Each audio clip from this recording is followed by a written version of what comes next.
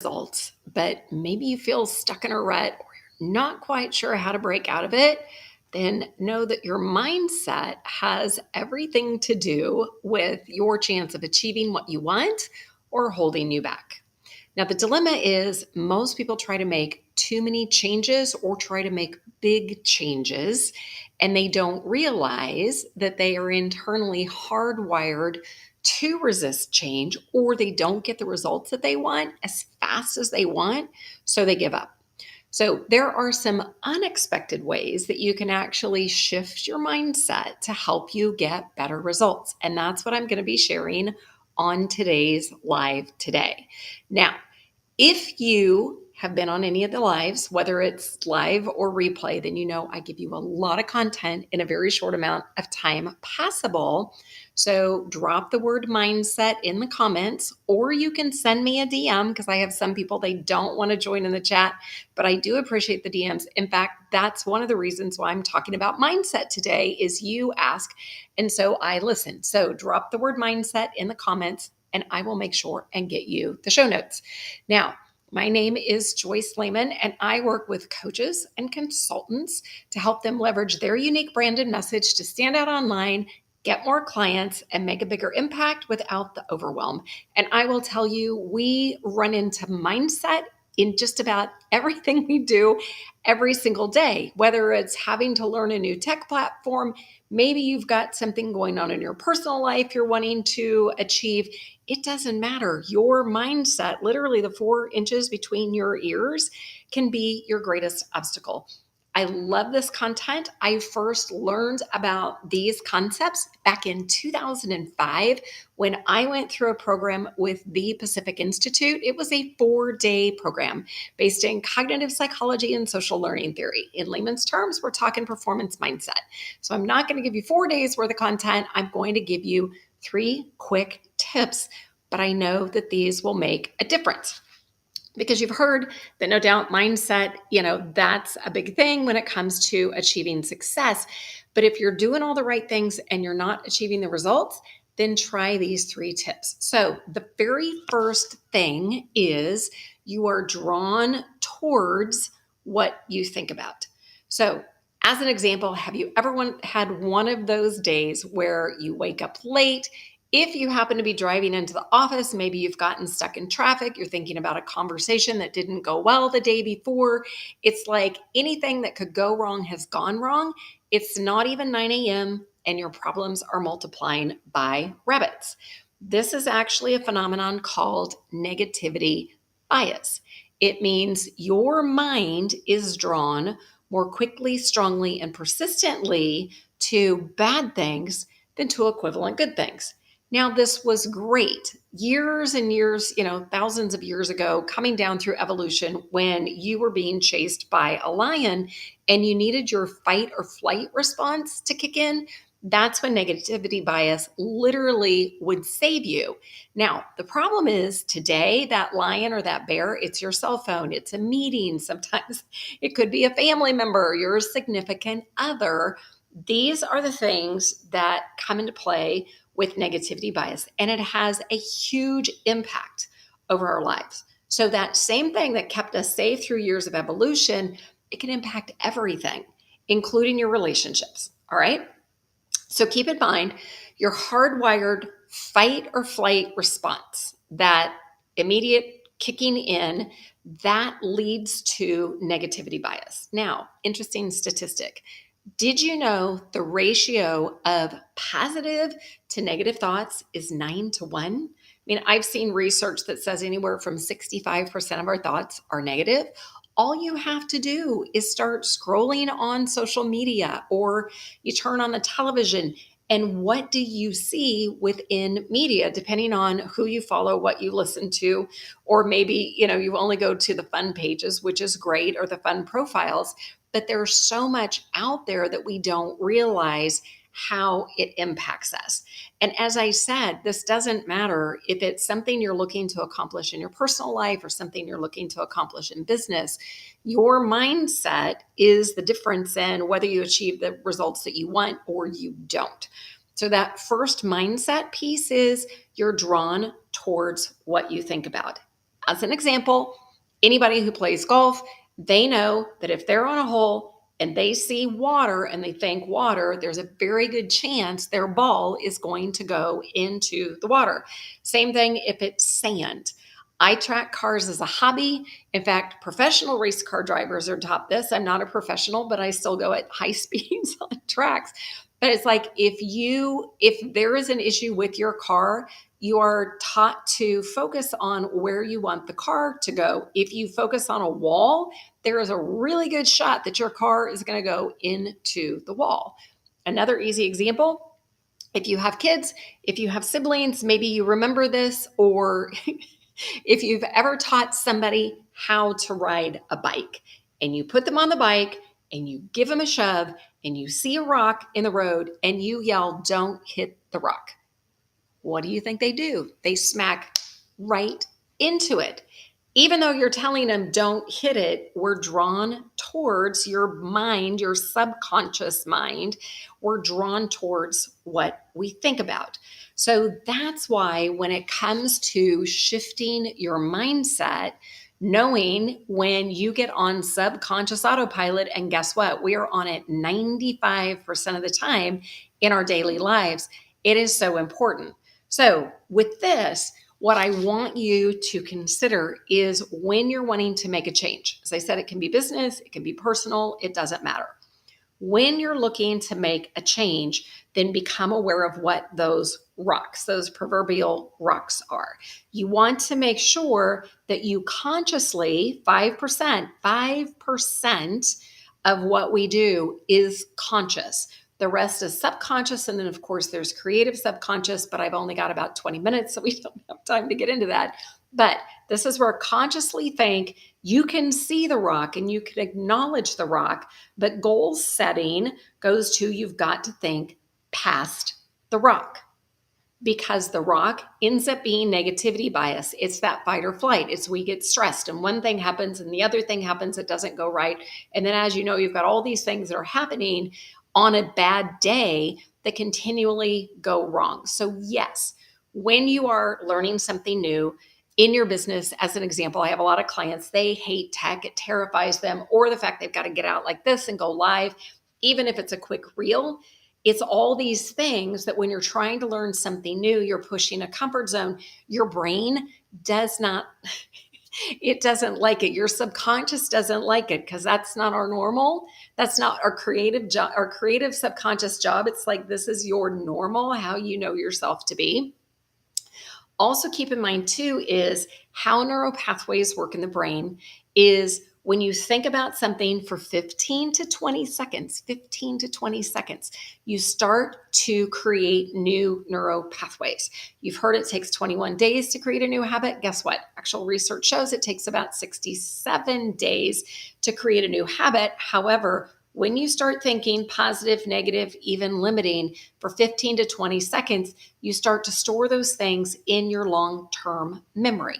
So this is why that very first mindset tweak, knowing that you're drawn towards what you think about, a great exercise to do at the end of every single day, which actually helps to get your brain, your subconscious, focusing on the things that you need to do, are I want you to write down at the end of every single day, mentally do it. I think it's better if you have a notebook by the bed or somewhere, is write down 3 things that went well that day.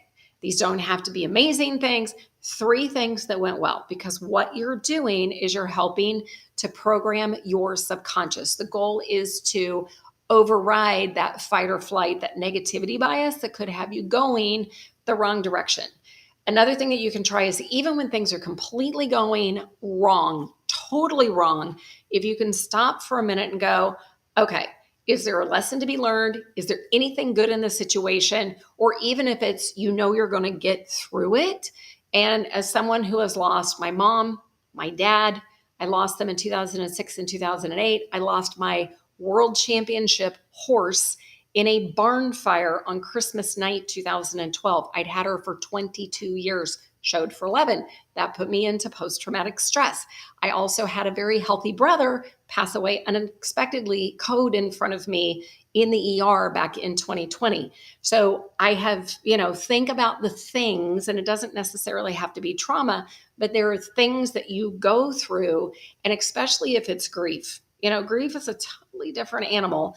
But even with that, even with everything that happened with Craig, with my parents, with my horse, I knew that if I wanted to shift my thinking, I could acknowledge, and trust me, there were days that, I wasn't functioning well. But yet I knew I had to shift my focus past the rock, even if it was for a couple of minutes, so I could give my brain, give my, subconscious a break and know that there was a way out. I was going to get through this. So as I said, think about if it's a new project you've got going on, it's a client that you're having issues with, sometimes you need to talk through with somebody else and say, what am I missing? Am I seeing everything correctly? Because when we get caught in negativity bias and we're focusing on the rock, it can take you down a totally wrong rabbit hole. So by doing that exercise and thinking about 3 things that you are grateful for that went well that day, then that's what helps to shift your subconscious. So that way, instead of thinking about all the crap that happened, what didn't go well, it's like, all right, what are 3 good things at night as you're going to bed? Because that's when your creative subconscious gets super, super, super busy. So 3 good things. It is a great exercise. All right, here is mindset tip number 2. Now, you've most likely heard that setting goals are important.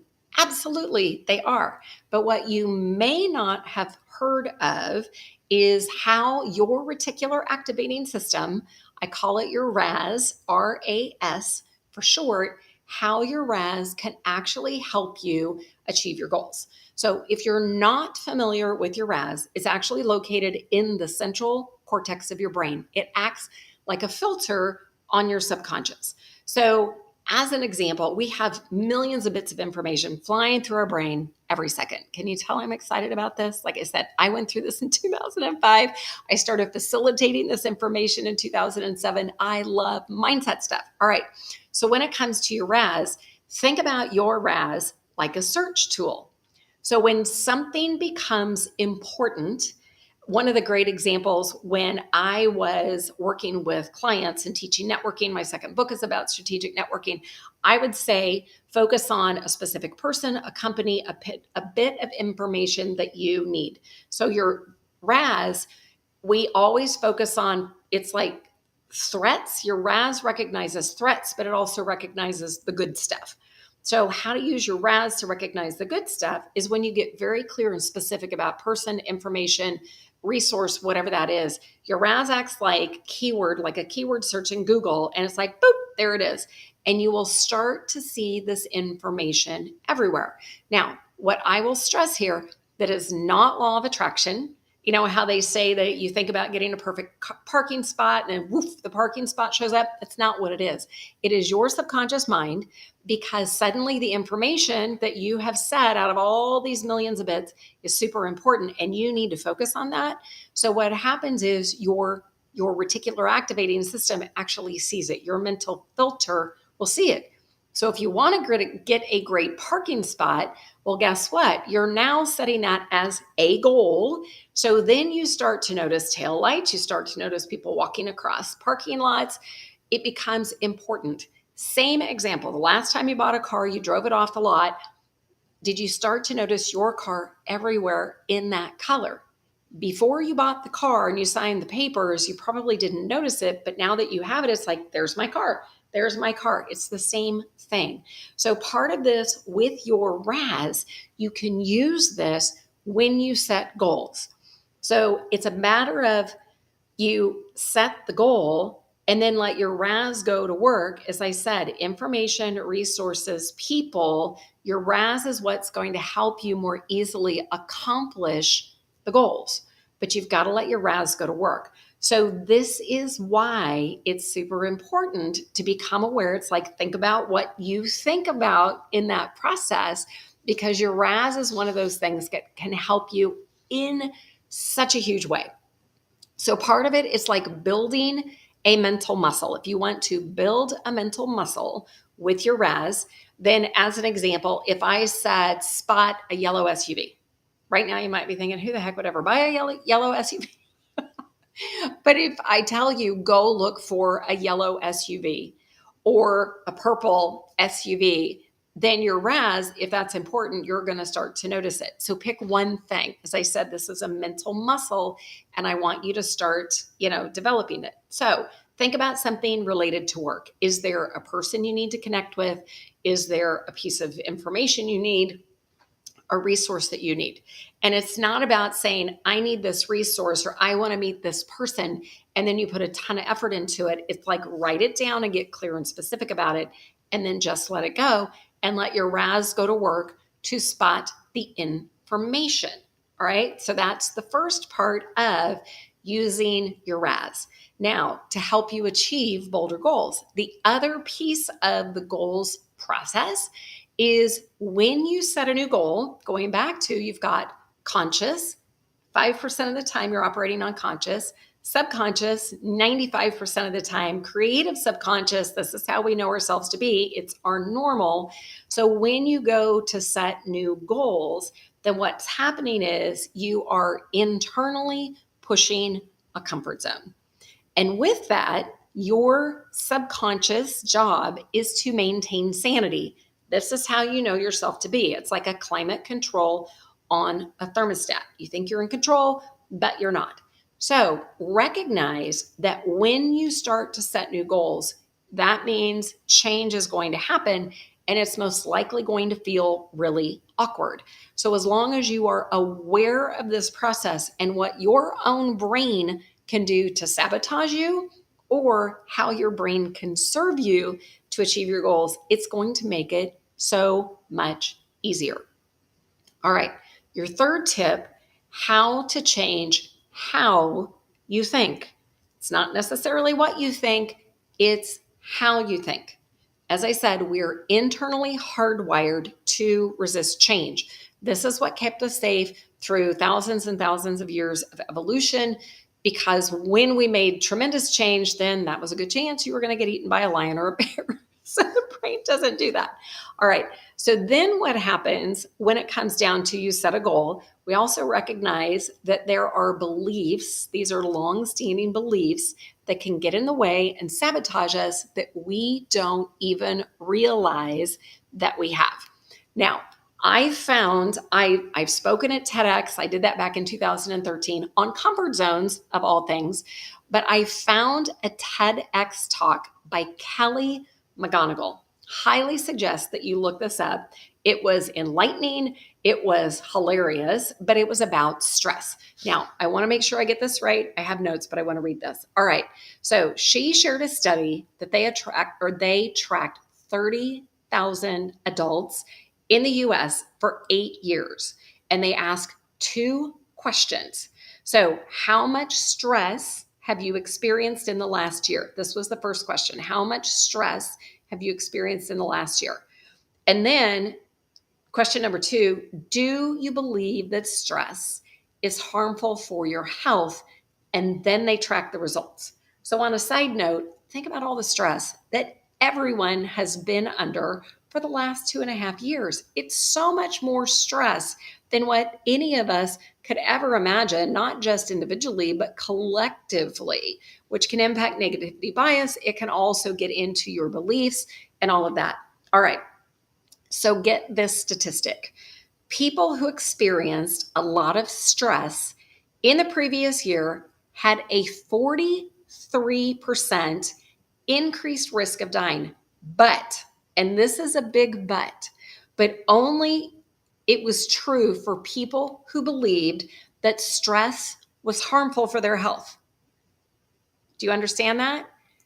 They had a 43% increased risk of dying, but it was only true if they believed that stress was harmful for their health. Highly suggest you watch the entire TEDx talk.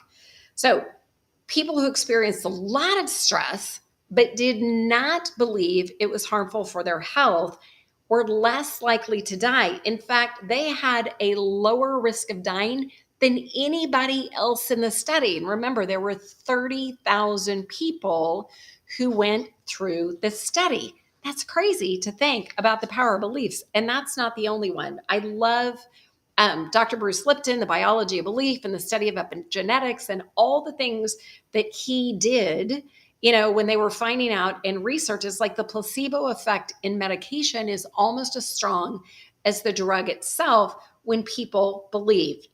So keep in mind how powerful your beliefs are.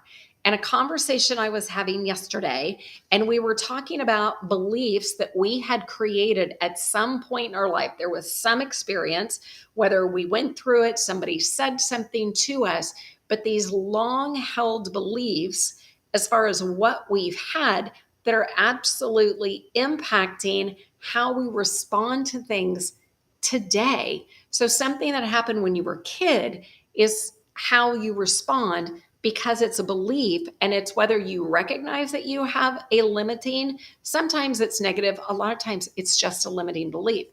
So understanding that these long held beliefs can be impacting you. So that's why I said it's so important to understand how you think. So when it comes down to change, dealing with any kind of change, doesn't matter if it's personal, professional, it's a little change, it's a big change, it all comes down to your belief and, more importantly, your mindset. 4 inches between your ears. So that's why you've got to change your mind before you do anything else. So here's what I found. First off, it is normal to feel anxiety and tension when you set new goals. In fact, I will tell you that if you don't feel anxiety and tension and you know how you're going to accomplish the goal, then you are not setting a goal that is big enough. It is normal to feel anxiety and tension. It is normal to feel anxiety and tension if you're doing something that is so far outside your comfort zone. As I mentioned, I teach clients how to get visible online. That's one of the strategies, which means you need to get out on social, not necessarily do a 20-minute live like I'm doing here, but even something as a reel. And I work with folks that they don't want to show up on camera, and I totally get it. It's a comfort zone. So part of it is, like I said, it's recognizing that, yes, it's going to feel weird. It's going to feel awkward. Great example. Put your arms up in the air, cross your arms over your chest. You can see I've got my right arm over left. You can try this at home, by the way. Uncross your arms. When you try to cross them, I've done this enough, cross them with the opposite arm on top. It's super easy to do. But if you're not used to doing that, then it can be one of those. When I was delivering keynotes and trainings in companies, it was like you'd see people going, I can't do that. Goes back to, it's your subconscious. We get on autopilot. We have these set ways of doing things. So when you say, oh, this is how I've always done it, now I'm going to do it like this, it's going to feel awkward. Your subconscious is going to try to pull you back to how you know yourself to be. So part of that is practicing with anything small. Now, in my TEDx talk, which I did on comfort zones, heights is my number one fear. Heights is my biggest fear. And a friend called me one day and said, hey, our networking group's going to go do the Odyssey High course at William Jewell. I'm like, what's that? She goes, I don't know. Come out and have fun. 35 feet in the air. We were 35 feet in the air on a ropes course all day.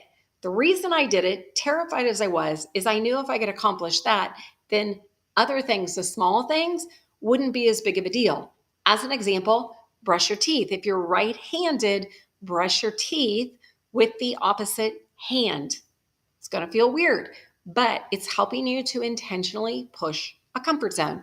If you're in business, if you know that you need to go live, then try this. Get on Instagram, go into Reels, click record, because guess what? You can always delete it. But click a 15-minute segment and share one tip that can be helpful in your business. 15 seconds. I'm not telling you to shoot a 20-minute video. Shoot a 15-second reel and provide value and provide a tip to somebody. Small things that you can do. Yes, you can delete it before you post it. That's great. Maybe it's trying a different coffee for my coffee aficionados. The other day, I had something, I can't remember, I was in the kitchen. I had something in my right hand, and I wanted to make sure I wrote down something on our grocery getting list so I didn't forget. had my hand full, pulled out a piece of paper, and I started writing with my left hand. It felt so weird. That is a comfort zone. So practice on the little things, because then when you start to do the bigger things, then that's that big realization. It's supposed to feel awkward. That is fantastic. Start looking for ways to get uncomfortable, because once you're comfortable with getting uncomfortable, the things that you'll be able to accomplish, you will be amazed at yourself. All right. So I want to do a recap for you. All right. So remember, tip number 1, you are drawn towards what you think about. That's negativity bias. Remember, what kept us safe through thousands of years of evolution is what also can keep us stuck. The example I gave you, if you've ever put a child on a bike and you taught them to ride a bike and you point them down the road and you see a rock and you yell, "Don't hit the rock," they're going to run into the rock. So negativity bias means you're drawn more quickly, strongly, and persistently to bad things than to equivalent good things. So it's important that instead of focusing on the rock, that bad thing, that you remember to look around the rock. That's called goal setting through, actually. So you look up and you look around the rock. You acknowledge the rock, but you look around the rock. All right? That's tip number 1. Tip number 2, your RAS, your reticular activating system, and goals. If you want a new way to goal set, then you need to know what it is you're looking for. If you don't set goals, it's kind of a problem, because you're going to keep resetting to the same thing that you always do, and it's going to be Groundhog Day all over again, and you're not going to get the results that you want. But how you use your mind to accomplish your goals is get very clear and specific about a goal that you want to set. Personal, professional, doesn't matter what it is, but get clear and specific about what it is. You can't just say, "I want to lose weight," because a half a pound is weight. Is that what you want? So when you're writing, get clear and specific, because then your RAS, your mental filter, will start recognizing people, resources, information, the things that you need to help you accomplish your goals. And when you're setting goals, recognize that you're also pushing comfort zones. We're internally hardwired. Your creative subconscious has this like climate control on a thermostat. It knows how you're supposed to be. So anytime you're setting a goal, then your subconscious job is to maintain sanity and keep you where you're at. So that's why tip number 3 is learn how to change how you think. So when you set a new goal, know that you are pushing a comfort zone. Know it's supposed to feel a little weird, awkward in the process to do that. But when you actually use your RAS, right? So you set the goal and then you start using your filter to spot the information and resources that you need, then think about the visioning process too with that. It's like, what's it going to look like when you achieve it? How's it going to feel? And in the process, as you're going through that change, which I know, it just literally feels weird. Like I said, try the crossing arms thing, because I've done it for years and years and years, but try that, because one way is conscious, right? When you flip it the other way, and the other is an automatic habit. Also recognize how your beliefs can get in the way of keeping you stuck. So whenever you catch yourself in that limiting or negative, most of the time it isn't negative, it's limiting, then ask yourself, when did you decide that? What belief was it, or when did that happen? Was there a particular experience that you don't think you can accomplish something, or somebody told you you weren't good enough, or whatever it is that you find yourself hesitating as you've got your goals set, you're starting to see good things happen. And then it's like, and you self-sabotage to bring yourself back to normal. So changing how you think, recognizing it's going to feel weird, it's going to feel awkward, that's perfectly fine. But changing how you think, recognizing conscious, we have conscious, subconscious, creative subconscious, as I said, taking 4 days worth of content into about 25 minutes is a little hard to do, but these are super, super, super important things. So with this, as I said, 3 things can help you to get better results. So if you want, and I'm going to pop over here, if you want the show notes then drop mindset to get the word to get the show notes. I fly through my trainings. I try to cram as much as I can in a very short amount of time. So if you want the show notes, you can also DM me. I have some people, and I get it, they're introverts and they don't want to be in a chat online, and that's totally fine. But drop the word mindset. I will get you the show notes after we finish going live. Now, the other thing that I've got for you too is, mindset's something I'm so passionate about. And with that, I've mentioned goals in the process. I actually created, and this is a free training. In fact, when I put this out on Pinterest, this thing went viral, like viral, getting me thousands of views a month. I have a 90-day success planning guide. And there are a lot of pages in here. This isn't some measly little thing, but it's a training success guide. But I also have a video training that I did to partner with this to walk you through how to do this. So if you are happy with your results, I love that. Where you're at in your business, that's phenomenal. If you want some new tips to help you set goals in new ways, Raz is one of those, but my 90-day planner has some other really cool things in it. Then drop the word goals below, goals below. It should be hashtag goals and then below. So drop the word goals and I will make sure you get that as well. So I would love to know, out of the 3 mindset tips I shared, which one you are going to implement first. And I also love to hear success stories too. So for everybody who sent me a DM, and I know that, we typically don't get a big audience live. It's folks that go back after the fact and then they watch the replays and then I get the DMs. First off, thank you for suggesting mindset. I love mindset training, even though I focus on marketing and sales. Mindset is such a huge part of it. So thank you for your insight on that. But I would love to know what results that you get by changing one of these 3 things in your business and your life. So thank you for being here, and I will see you